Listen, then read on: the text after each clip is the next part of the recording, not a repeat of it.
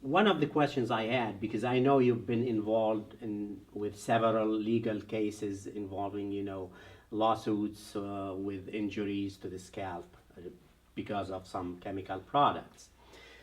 So, from your experience as an expert witness in these cases, what is, in your opinion, the main cause for injuries to the scalp that are encountered? Um, well, a couple of things. There's a couple of things going on why they keep happening, and it's funny with all the lawsuits that I do, um, they're all very similar. What happened, what led up to the injury, um, and it's a couple of things. One is again education, that they're not getting educated by the manufacturer, teaching them how to use the product and to what to do in case of things that they see or something that happens. So that's a huge part of it right there, and it's unfortunate because I see so many salons getting sued when the salon doesn't know what went wrong or why it went wrong.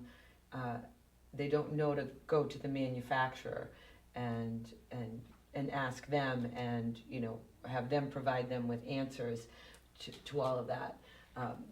But it is the same typical situation for scalp burns, and all the lawsuits that I do is hairdressers are not preparing the hair for the service. How would they prepare the hair for the service? Well, preparing the hair for the service would be to demineralize the hair, to make sure there are no metals in the hair that can have that sort of reaction that could burn a scalp, to remove all the foreign deposits that are in the hair. That is the number one cause, as you know, for when these reactions happen and someone gets burned. So even if the manufacturer is teaching, or it's written in their manual that the hair should be clean, that they should be doing these services on clean, prepared hair, that's a very vague thing to say, because as far as the hairdresser is concerned, the hair is clean. So, in other words, they don't specify the mineral aspect of contamination. They don't.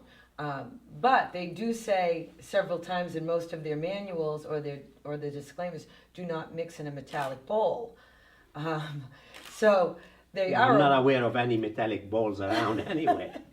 So they are aware of the reaction that can happen. They're just not preparing the hairdresser that it could happen on the head. Okay. So, and nor would they provide the products. They don't have the products provided to remove that anyway.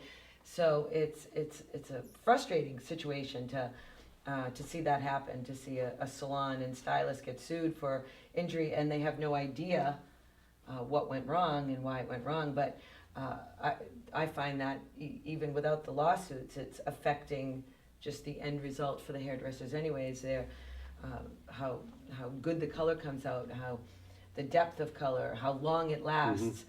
all of those things are suffering too, which they're almost so used to now.